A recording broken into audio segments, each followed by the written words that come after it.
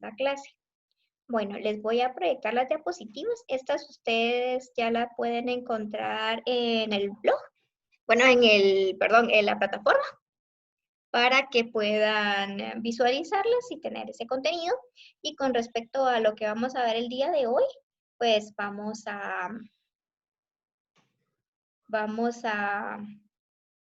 hacer el corto programado para esta semana. Entonces, no sé si por el momento creo que no hemos tenido clase hasta el día de hoy. Entonces, pues ya ahorita vamos a ver, ¿verdad? El primer tema del curso de química del bloque número 1. Entonces, ahorita acá yo les proyecté la plataforma. No sé si ahorita se las voy a volver a proyectar. Acá está. Y bueno, lo primero pues es lo que ya vimos. Les pido por favor que marquen su asistencia. La única observación que les tengo con asistencia es las personas que se matricularon después del primer día de clases, entonces no van a poder marcar su asistencia porque la plataforma lo entiende como cómo puede marcar alguien la asistencia si ni siquiera era parte del curso. Entonces, básicamente ahí pues no podemos hacer nada, ¿verdad? Entonces, para los que sí estuvieron y se matricularon antes y no han marcado, les recomiendo que vayan, revisen, porque tiene que quedar marcada su asistencia. Igual ahorita, después de que termine la sesión, pueden ir y marcar su asistencia. Y acá yo les dejé la evidencia, que son las imágenes de la sesión, cada una de las que realizamos, y el video con las instrucciones generales. Luego de eso vemos el programa del curso, un espacio para las tareas atrasadas, que espero nunca tengan que utilizar, y luego pues la descripción del bloque número 1. El día de hoy vamos a ver pues la primera sección y para la siguiente, en el transcurso de la semana vamos a ver el siguiente bloque. Y tuvimos nuestro foro de presentación, pues ya los conocí un poquito a todos. No tuve el comentario de todos, pero sí de la mayoría, entonces para que también estén al pendiente de realizar sus actividades. Tengo matriculados 52 estudiantes, entonces espero que estén los 52. Creo que ahorita conectados tengo 40, o sea que faltan 12. Y acá pueden encontrar las diapositivas que estamos proyectando ahorita, un documento de apoyo para que puedan ampliar su conocimiento del tema del día de hoy. Y acá pues ya van a encontrar el primer corto. Y básicamente lo único que tienen que hacer es que ustedes tienen que resolver el corto. Realmente quiero que los cortos sean muy prácticos. Entonces, en ese sentido, voy a tratar de que sean muy interactivos para que realmente ustedes aprendan y no tanto que vaya a generar una nota, sino que se van a dar cuenta que pues, ya cuando ustedes lo vean, que pues es un poco interactivo y que la idea no es pues generar una nota, sino que ustedes vayan aprendiendo y que vayan comprendiendo los temas de química. Para el corto, lo único que tienen que hacer es pues resolverlo y se van a dar cuenta que todos tienen que sacar 100 porque de eso se trata. Y luego de eso, ustedes solo tienen que tomarse una fotografía resolviendo el corto y lo van a colocar en la sección donde dice acá corto. Suben su foto y eso les va a valer como el corto. Y luego pues vamos a tener las siguientes actividades que vamos a ir desarrollando entre la semana. La idea de que les muestre esto es porque les quería indicar que nosotros como docentes queremos coordinarnos para no dejar todos tareas todos los sábados, sino que la idea es que tengan tarea un sábado sí, un sábado no, para que no se carguen, porque pues normalmente hemos tenido el problema con, pues tal vez no tanto problema, sino que a veces la práctica, ¿verdad? Me dicen que les va quitando tiempo y cosas así. Sin embargo, yo considero que, pues, que el curso de química es muy importante y considero que no ponerle la importancia adecuada no les va a ser de mucha utilidad porque al final es como una de sus o sea, lo más importante a la hora de ser profesores, ¿verdad? Porque van a tener que dar este curso y si se enfocaron, o bueno, enfocaron todas sus energías en la práctica, pues lastimosamente a veces no le enfocan el tiempo necesario a estos cursos que son tan vitales para su formación. Entonces, realmente lo que no se quiere es que ustedes pues enfoquen tantas energías en en un solo curso, sino que logren distribuir bien cada uno de su tiempo para que logren comprender los temas. Entonces, básicamente, esta semana vamos a tratar de coordinar con los compañeros para que podamos dejar la menor cantidad de tareas, las tareas necesarias y a su vez, pues garantizar que ustedes pues vayan comprendiendo los temas, porque creo que dejar solo tareas no es una forma de enseñanza. Entonces, para que también ustedes puedan recibir sus clases y a su vez no estén tan cargados con tanta tarea. Ok, bueno, y eso es en cuanto a las instrucciones generales. Ya les dije cómo hacer el corto. Y ahora sí vamos a entrar de lleno a ver pues el contenido para el día de hoy. Solo que la Licenciada, computadora está buenas algo rebelde. tardes. Licenciada, buenas tardes. Buenas tardes. Es que fíjese que ya entré tarde a la conferencia, sería tan fina de volver a explicar lo del corto. Fíjese que no, porque por eso tenemos un horario. Lo que le recomiendo es que ingrese la videoclase, siempre queda guardada. Entonces, si yo vuelvo a repetir todo eso, vamos a perder tiempo. Entonces, lo que yo le recomiendo es que vuelva a ver la videoclase, porque va a estar en la plataforma y ahí va a ver las instrucciones para el corto. Muchas Y gracias, licenciada. bueno, ok, entonces vamos a empezar y pues para hoy vamos a ver la introducción a química. Y primero pues vamos a ver que la química va a ser el estudio de la materia y de los cambios que va a experimentar. Significa que nosotros vamos a investigar o vamos a comprender qué es materia. Y materia va a ser todo lo que ocupa un lugar en el espacio y tiene masa. Y esa materia se caracteriza porque sufre ciertos cambios. Significa que nosotros la podemos ir moldeando, modificando. Algo que es importante saber es que nosotros la materia no la podemos ni crear ni destruir, pero sí la podemos transformar.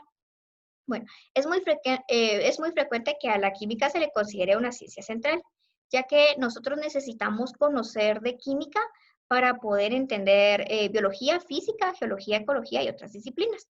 ¿Eso qué significa? Que nosotros, primero, si estamos estudiando la química y estamos diciendo que es materia y materia es todo lo que ocupa un lugar en el espacio, significa que todo lo demás que nosotros vamos a estudiar es química. Entonces nosotros necesitamos tener como base fundamental el estudio de la química para poder comprender el funcionamiento de otras ciencias. Entonces, nosotros para poder entender la biología tenemos que conocer de química, porque nosotros no podemos entender el funcionamiento de una célula si no entendemos cómo está constituida. Nosotros no podemos entender cómo está constituida una molécula si no sabemos de átomos. Nosotros no podemos entender el funcionamiento fisiológico de un ser humano si no conocemos qué es un ácido, qué es una base. Entonces, para eso nosotros vamos a necesitar de química. Entonces, pues por eso se le denomina la ciencia central. Entonces, nosotros normalmente cuando estudiamos pues química nos es de utilidad para poder comprender pues otras ciencias. En el caso de física, yo considero que la química y la física son muy, pues hay un momento donde se logran mezclar, considero, por lo menos si se ve densidad, tensión superficial, calorimetría, o sea, realmente para entender física, nosotros si entendemos química vamos a entender física, ¿verdad? Porque tienden a hacer cosas muy similares. Pues igual la matemática, ahora nosotros necesitamos de matemática para poderla aplicar en química y normalmente yo les he dicho a los estudiantes en otros años que la química es una ciencia, es como que nosotros estudiáramos biología y matemáticas al mismo tiempo. ¿Por qué? Porque la biología tiende a tener mucha teoría. Entonces, en biología tenemos que pues ver mucha teoría, leer bastante y en mate tenemos que practicar un montón, tenemos que hacer muchos ejercicios para poder comprender los temas. Entonces, la química es la mezcla de la biología y de matemáticas. Significa que nosotros tenemos que leer bastante y tenemos que practicar bastante, porque si solo leemos pero no practicamos, no vamos a terminar de comprender. Y si solo practicamos pero no leemos, nunca vamos a poder practicar si no hemos leído. Entonces, básicamente, por eso es que a la química se le clasifica como una de las ciencias, en teoría se les dice que es más difícil, ¿verdad? Pero yo considero que no es que sea difícil, sino que solo que tenemos que aplicar esas dos técnicas de estudio, las técnicas que aplicamos en biología y las técnicas que aplicamos en matemática, las fusionamos y así es como debemos de estudiar química.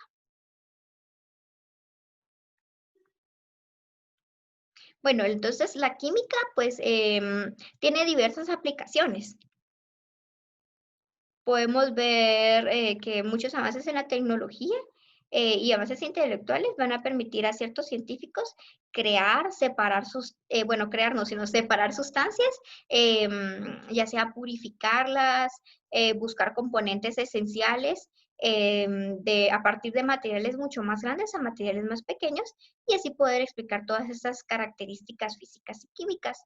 Nosotros la química la podemos ver en diferentes tipos de aplicaciones tanto en salud, en medicina, en energía y en el ambiente, en el alimento y la agricultura. Creo que todos, cada vez que vemos, vamos a los mercados y vemos una zanahoria gigante, así súper grande, no sabemos que atrás de todo eso hay componentes químicos que han sido alterados para que la zanahoria tenga ese tamaño. Entonces, en la primera imagen podemos nosotros ver que esto de acá es una placa de Petri y acá hay, pues hay agar. Esto lo van a ver en microbiología, pero la idea de esto es que ustedes identifiquen estas pequeñas rueditas que estoy acá marcando con el mouse, van a ser pues un material especial donde se le agrega una sustancia química y esa sustancia química va a actuar para inhibir el crecimiento de un microorganismo. En este caso, si nosotros queremos identificar qué antibiótico necesita una persona que tiene una infección, lo vamos a hacer de esta manera. Y esto de acá que vemos que está de color más como blanquito, transparente, se llama halo de inhibición. Y el halo de inhibición va a determinar la potencia de ese antibiótico. Significa que yo logro ver que este de acá es el que tiene más grande. Significa que esta sustancia química tiene mayor potencia hacia esa bacteria y por lo tanto es el mejor medicamento para que yo pueda utilizar. Entonces, básicamente así es como se analizan pues los diferentes eh, así es como se analizan los diferentes medicamentos cuando ustedes los mandan a hacer un urocultivo.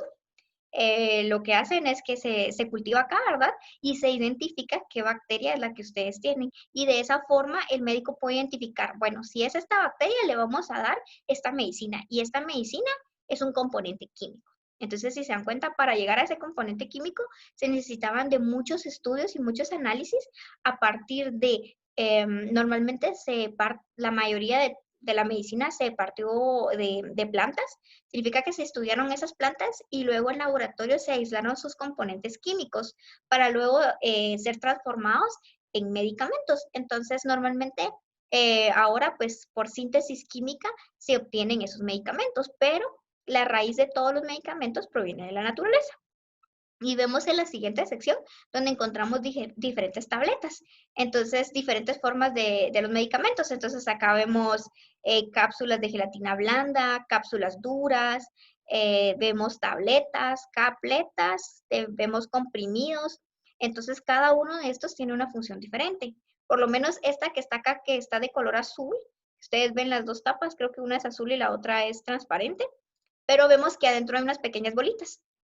Esas pequeñas bolitas son recubrimientos especiales que están diseñados para que cuando yo absorba o cuando yo me tome esa tableta, en mi estómago no se deshaga, sino que se deshaga en mi intestino. Eso significa que tiene una protección que es gastroresistente, que tiene una alta potencia a que no se destruye con los ácidos del estómago y por lo tanto el medicamento llega hacia su zona de actuar, que serían los intestinos, y así es como se logra absorber. Entonces, para que nosotros podamos saber todo esto, tuvieron que haber muchos estudios químicos y para decidir qué sustancias colocarle a estas pelotitas, nosotros tenemos que saber de química, porque si no lo sabemos, pues no lo podemos hacer. Entonces, si se dan cuenta, las materias pues son moldeadas a modo de utilizarlas a nuestra conveniencia. Luego acá vemos a una paciente, ¿verdad? Que está siendo sedada y pues se utilizan gases especiales como puede ser el ceborane, la ketamina, que son analgésicos, o bueno, que son, es anestesia, entonces van a ejercer un efecto sobre la percepción de la persona, significa que la persona ya no va a estar consciente. Entonces, esta es una sustancia química, para poderla administrar se tienen que hacer cálculos químicos, no es que solo vamos a ponerle una ampolla, ¿verdad? cosas así, sino que el médico evalúa, ¿verdad? La talla de la persona, la masa corporal, el peso, el padecimiento, qué tipo de anestesia quiere, si es un general, si es una parcial, y pues con esos factores se van haciendo pequeños cálculos químicos para identificar la dosis adecuada para ese paciente. Y con la siguiente imagen, nosotros vemos acá, ¿verdad? Que estos son pequeños balones de aforo, estos son esmerilados, este de acá no. Entonces estos creo que no son de aforo porque no tienen el aforo, pero son balones que nos sirven para poder hacer diferentes análisis en el laboratorio. Entonces nosotros podemos identificar que acá podemos ir desarrollando el crecimiento de una planta. ¿Por qué lo hacemos en un balón y no lo hacemos en la tierra o en la naturaleza? Porque así nosotros podemos ir experimentando. Ustedes acá ven que está transparente, pero puede ser que acá hayan diversas sustancias químicas que van a irse reflejando en el crecimiento, porque hay plantas que necesitan de potasio disuelto, nitrógeno, entonces todos son elementos químicos que en un laboratorio yo los puedo ir colocando y con eso identificar si la planta va a crecer mejor o no y de qué forma la va a favorecer, porque al final nosotros lo que necesitamos pues es ir cada día creando nuevas formas de que pues todo sea más fácil para nuestro entorno. Bueno, en cuanto a la energía, primero pues nosotros sabemos que la mayor cantidad de nuestro combustible lo obtenemos de los depósitos fósiles, que serían los hidrocarburos, que es donde nosotros obtenemos la gasolina, que es la que se utilizan en los carros y pues en los buses y en algunas máquinas industriales. Pero uno de los avances en cuanto a las investigaciones es de que para evitar utilizar estos restos fósiles que empiezan a dañar el ecosistema, pues se están creando estrategias para mejorar o mitigar ese daño en el ambiente. Entonces, para eso se ha creado las celdas fotovoltaicas que se caracterizan porque van a transformar la energía lumínica en energía eléctrica y eso lo hacen mediante la transformación de fotones a electrones.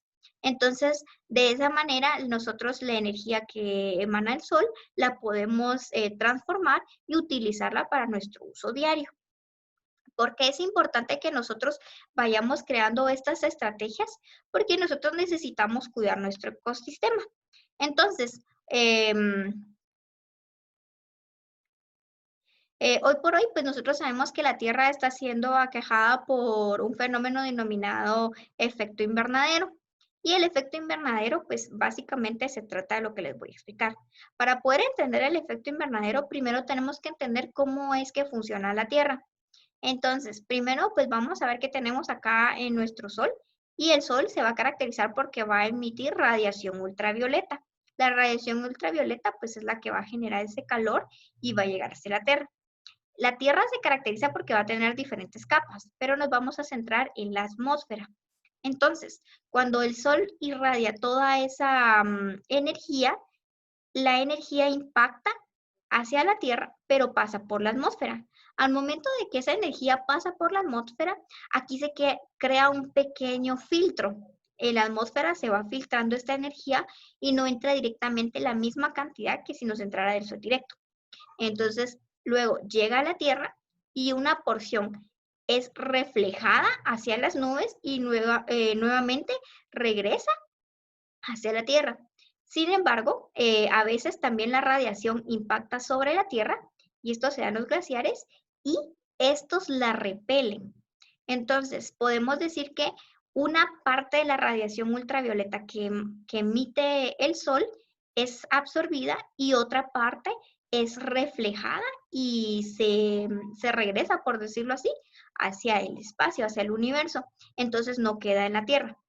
Eso es como en un mundo ideal o como era antes. El problema es que como últimamente estamos utilizando los residuos fósiles, estamos generando mucha contaminación, estamos generando gases de efecto invernadero, entonces se creó lo que hoy por hoy sabemos que es el efecto de gas invernadero. Y este efecto se trata de que en la atmósfera actualmente tenemos una película, o sea que está la atmósfera y la atmósfera está recubierta por una película que se denomina, que está hecha por compuestos clorofluorocarbonados y también se forma por el CO2. El CO2 es lo que nosotros expiramos, que es el monóxido de carbono, y, y todos los escapes de los carros. Entonces, ese CO2 se acumula en la atmósfera y crea una pequeña película. Esa película lo que hace es que cuando el sol irradia la radiación, esta ingresa y al momento de que debería salir, así como lo vimos en esta, donde sale, lo que pasa es de que la energía se regresa y luego básicamente se queda atrapada. Nuevamente pues se refleja y en esta capa nuevamente se regresa hacia la Tierra. Entonces, por eso es que nosotros estamos experimentando tantos cambios de temperatura. ¿Por qué? Porque nosotros mismos creamos este efecto invernadero y lo que estamos haciendo es que la radiación está ingresando, pero ya no permitimos que ésta logre salir, porque estos compuestos químicos que se acumularon en la parte de acá arriba, que se obtienen tras la quema de todos estos compuestos fósiles y tras la quema de la madera, los compuestos orgánicos, acá crea esta película que impide que la radiación salga. Únicamente puede ingresar, pero ya no puede salir. O una parte ya no puede salir. Y por lo tanto, nosotros vemos que se están destruyendo los glaciares, se están descongelando, porque la temperatura de la Tierra es mucho mayor que la de antes. Y pues nos topamos, ¿verdad? Con que ahora, pues antes cuando éramos más jóvenes, cuando éramos niños, recordábamos que las estaciones estaban bien marcadas. Habían sonpopos en mayo y ahora vemos que ya no, ¿verdad? Cuando debería de llover hay sol y cuando debería de haber sol está lloviendo. Y esos cambios se han ido dando porque nosotros hemos ido deteriorando pues nuestro ecosistema. Entonces, por eso es importante que nosotros vayamos desarrollando esas tecnologías para que nosotros empecemos a buscar la forma más viable a la hora de poder utilizar nuestros recursos naturales. En cuanto a la cosecha, pues nosotros sabemos que para poder tener nuestros alimentos libres de plagas, más que todos los agricultores, utilizan ciertos compuestos químicos para inhibir, pues ya sea algún gusano, algún insecto o alguna plaga que pueda dañar a los cultivos. Entonces, para eso, pues también se requiere un estudio de química, porque no realmente solo voy a echar lo que se me ocurre, sino que hay pues un estudio químico para identificar qué es lo que se le va a colocar para evitar pues la proliferación de algún insecto no deseado. Bueno, y en cuanto a la elaboración de alimentos, pues es algo que al final hay muchas personas que les gusta consumir pues la manzana más grande, pues el vegetal más perfecto, por decirlo así, ¿verdad? Entonces, pues hay muchos químicos que se han enfocado a este estudio y a identificar o a buscar la manera de cómo alterar genéticamente o biológicamente a estos productos para que nosotros pues tengamos lo que hoy tenemos en el mercado. Entonces, realmente, pues la tendencia debería de ser, ¿verdad?, de regresar a lo más natural posible.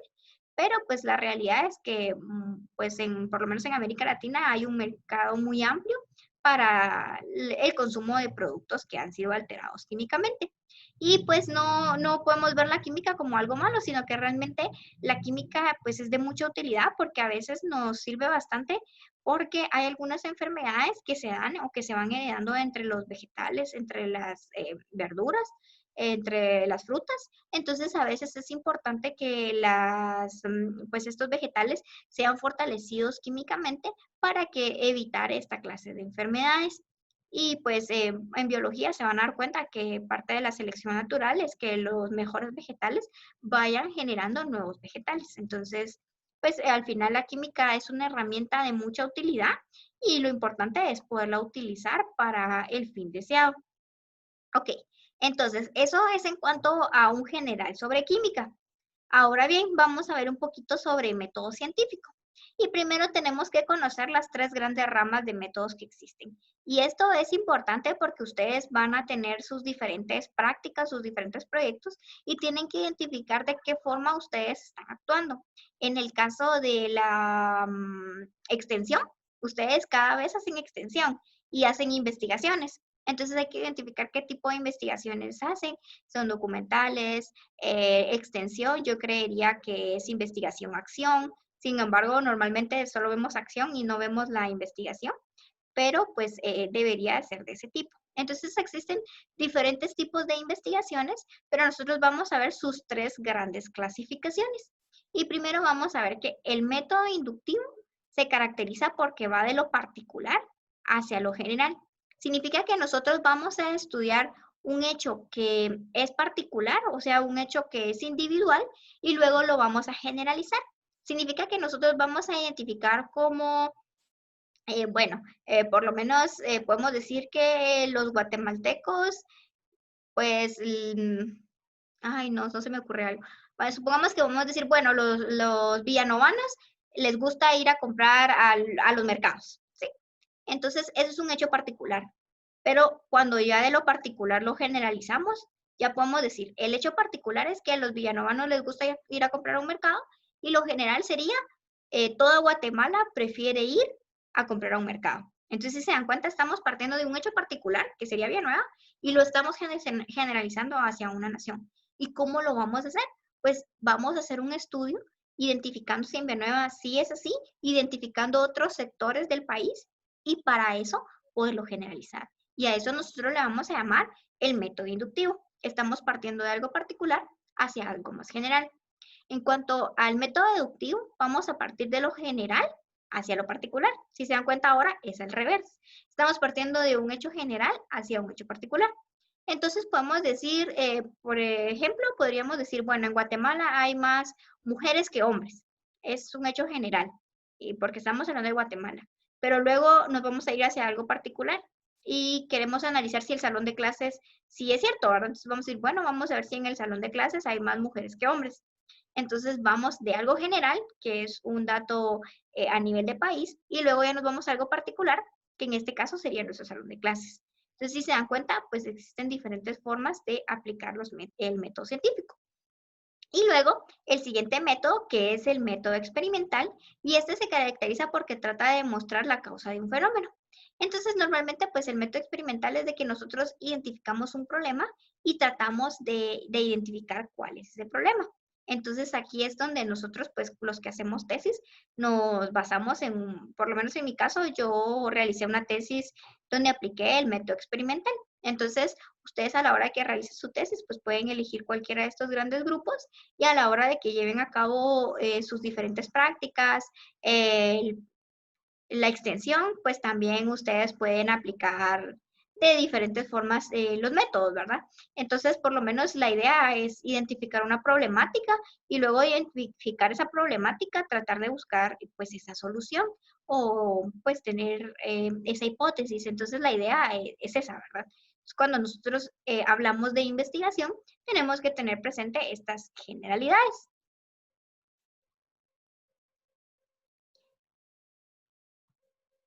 Bueno, luego de eso, pues nosotros vamos a identificar que los diferentes métodos de análisis o el método científico lo vamos a clasificar de dos formas. Vamos a tener cualitativo y cuantitativo. Entonces nosotros podemos realizar, pues, describir cierto fenómeno y a eso le vamos a llamar cualitativo. Y vamos a también decir algo que es cuantitativo cuando nosotros lo vamos a medir, cuando nosotros vamos a contar. Entonces, en este caso, si yo quiero hacer una investigación cualitativa, puedo decir, pues en el caso de si ustedes ya en biología están viendo las macromoléculas y están viendo las proteínas, entonces podemos decir, bueno, pues las proteínas están presentes en cierto material y tras ciertos cambios, ya sea físicos o químicos, que sufren las proteínas van a presentar un comportamiento, por lo menos en el caso de la desnaturalización de las proteínas. Si se exponen a un pH o un cambio brusco de pH o a un cambio de la concentración salina o la temperatura, entonces nosotros podemos identificar. Entonces, pues yo les coloco de ejemplo, así como la leche. ¿Qué pasa si yo pongo a calentar la leche y la dejo ahí y se me olvida? A ver, Kelly Amador, ¿qué pasa si yo pongo la leche a calentar y se me olvida que está en el fuego? Se tumba. Ajá. Y cuando nosotros vemos que la leche se tumba, se forman como que fuera requesón en el fondo y a veces nos regañan y nos dicen que la leche se cortó. Entonces, cuando nosotros vemos que la leche se cortó, a eso se le llama desnaturalización de las proteínas. Entonces, nosotros podemos decir, bueno, esa leche que yo compré sí tenía proteínas porque se desnaturalizaron. Entonces, ahí yo estoy haciendo una investigación cualitativa porque estoy identificando si hay proteínas o no hay proteínas. Como la leche se desnaturalizó, entonces sí hay proteínas. ¿Y qué hubiera pasado si a la leche no le pasa nada y se tumba y se cae y la leche no presenta ese requesón? ¿Será que tenía proteínas?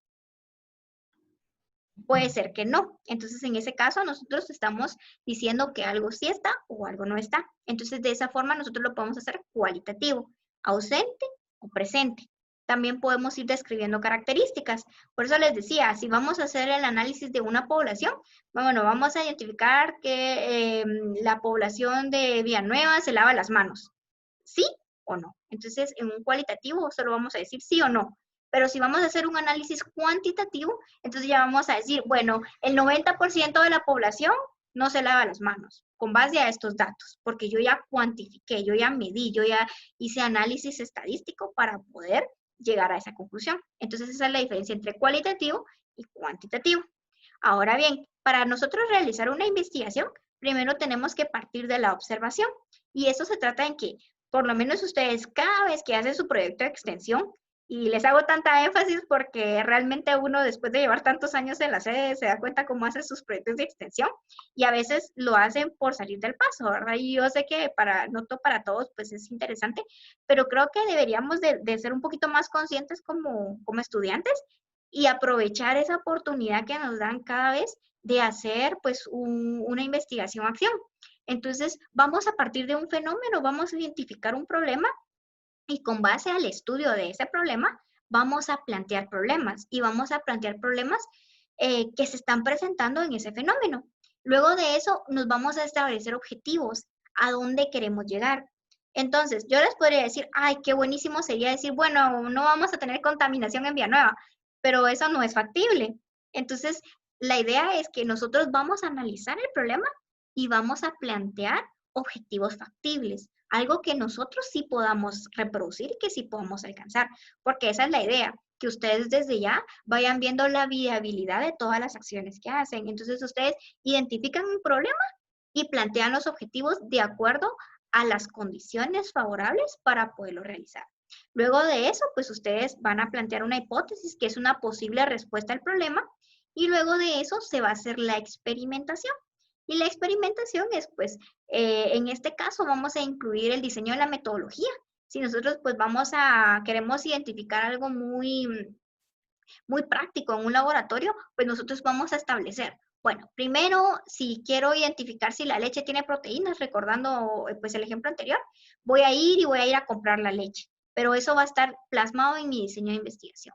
En mi diseño de investigación tiene que decir, yo voy a ir a comprar la leche a tales establecimientos, tanta cantidad de leche, tantas bolsas, tantos botes, tantos frascos, y luego de eso los voy a separar en tres y los voy a analizar en tres y los voy a calentar en una estufa a 100 grados centígrados. Entonces mi diseño de investigación me va a plasmar eso, me va a plasmar todas y cada una de las cosas que yo voy a llevar a cabo y de la forma como lo voy a llevar a cabo, ¿verdad? Porque esa es la idea. La idea es que nosotros en nuestro diseño de investigación plasmemos todas y cada una de las actividades que vamos a realizar.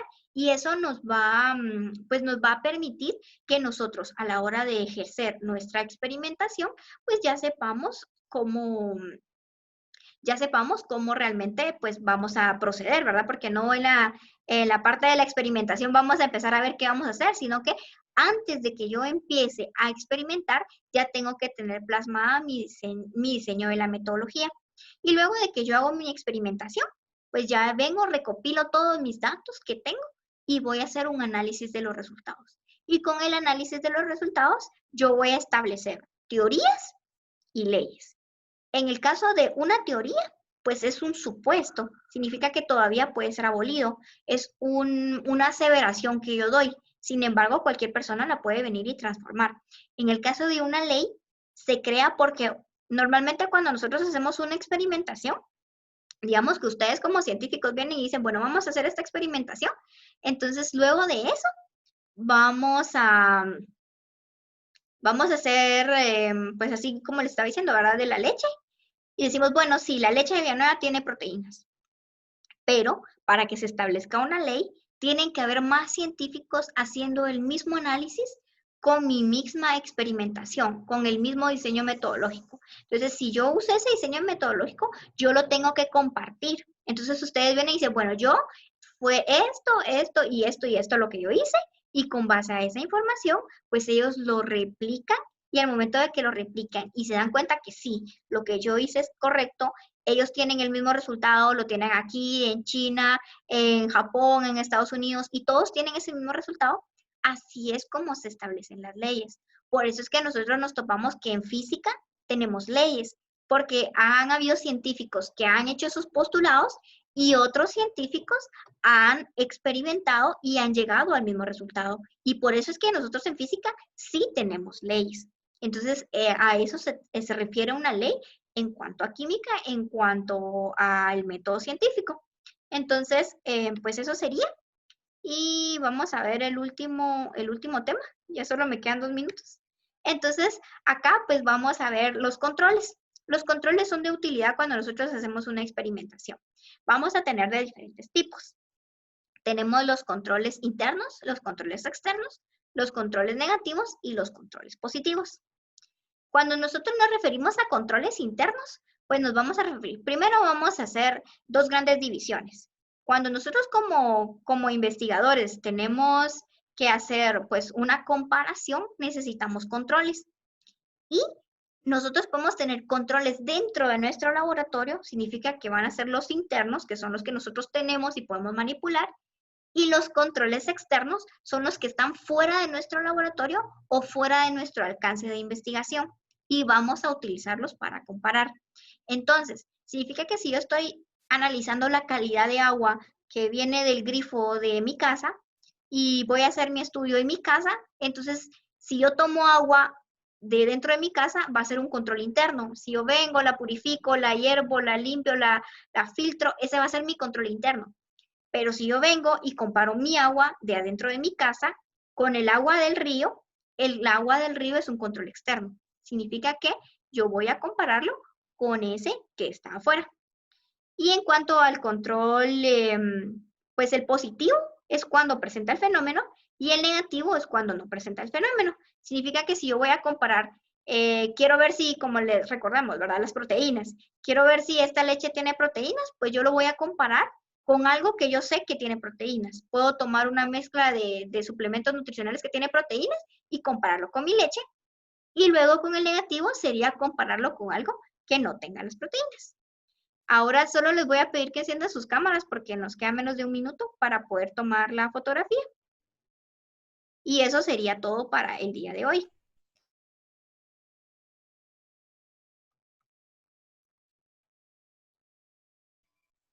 Licenciada, soy Hilda Méndez, pero no logro encender, aparezco como Lucy de Galaxy.